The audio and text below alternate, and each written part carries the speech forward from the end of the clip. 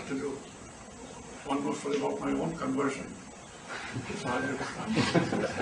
Then I'll stop. See, initially, as you know, I'm a civil servant, I was. And when your wife suddenly tells you one day, now I'm going to devote myself to this task of transforming human beings, that's what I would say.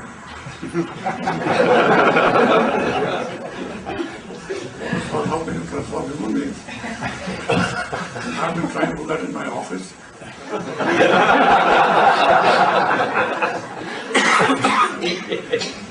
said, not succeeding.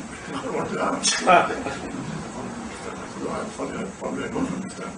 That's how it began. When initially she told me, oh, Mataji said, I want now to devote myself to Sahajayog.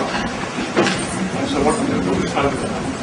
She said, I've transformed human beings. I said, come on, you can't transform human beings. I've been trying to transform them in my office into good working people. That's not easy. How can you transform? He said, no, I'll do it. But now decided.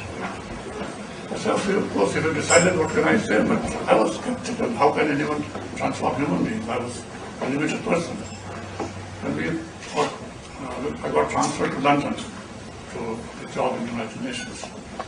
There we took up a house, so not in London proper, but about an hour away by drive. So she was with me. And one evening when I returned home, knocked at the door opened, and then I went in and went to the drawing room of the house, and there I saw a young man sitting there and reading a newspaper, sitting on a sofa like that. And I had no idea that there would be another person there. So I looked at him, and he looked at me. And he was questioning my presence there.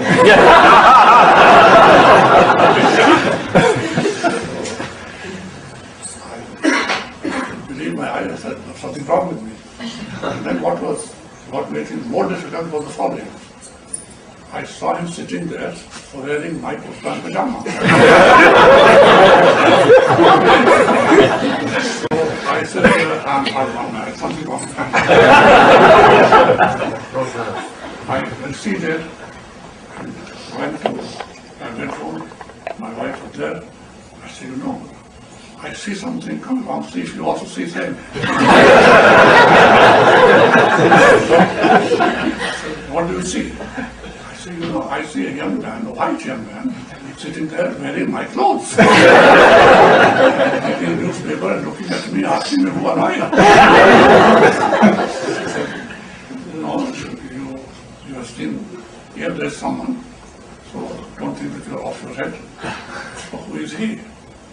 Then she told me a story. She said, you know, today I had gone to London, and near Piccadilly Circus, I saw a young boy just lying there, uncared for. So I stopped the car, went there and said, what's the matter with you? She said, I'm sick. And I said, who's taking care of you? Nobody's taking care of you. I'm sleeping rough. He said there, and another is sleeping rough. So I looked at the poor boy, young man. I said, would you like to be helped? He said, yes, of course. Okay, then get up and come. She brought him, put him in the car, brought him home. And then he had nothing else except whatever he was wearing, filthy. He had to be given a bath. Having taken a bath, whose clothes could he wear except mine? So she gave him a pair of my clothes and he wore that. Kurta was here, pajama. It was not that tall. And so I brought him home. Poor man, he needs some help. Do something.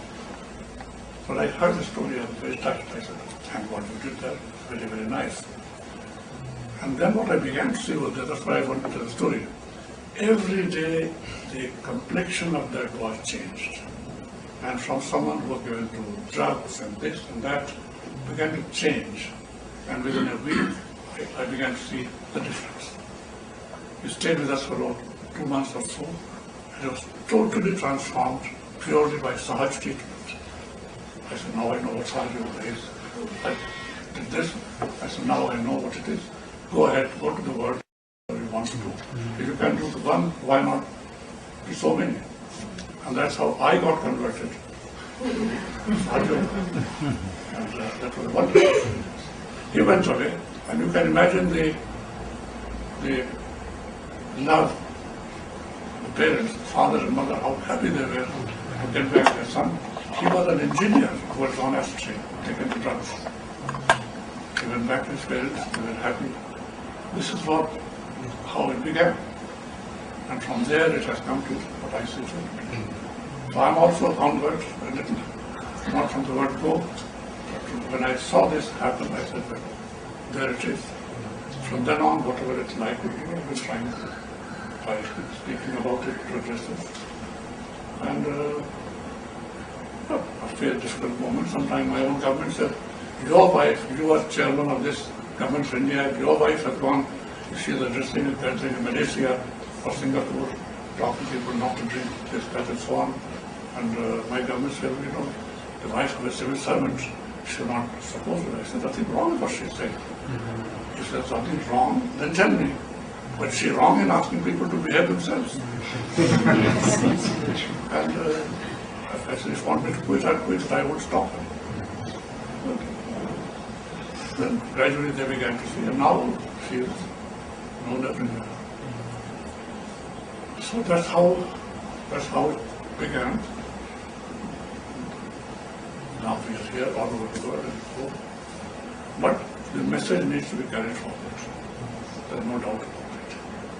What's happening in many parts of the world, there is Iraq, Iran, whatever, is horrible. So the great task ahead of you. And I'm sure, I have no doubt at all that you will carry forward our message and to every person on earth that brought this on. And thank you again for taking the trouble coming here and listening to me. And but I would like to go away from the main thing, think about the ashram.